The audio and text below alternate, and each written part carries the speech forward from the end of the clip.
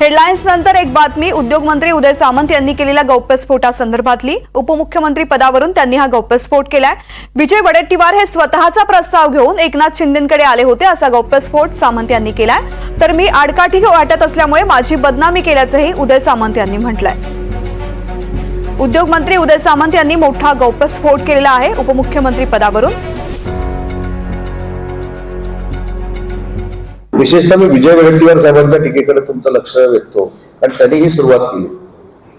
मला आठवतं की त्यांनी प्रस्ताव एकनाथ शिंदे साहेबांकडे देखील आणलेला होता स्वतःचा.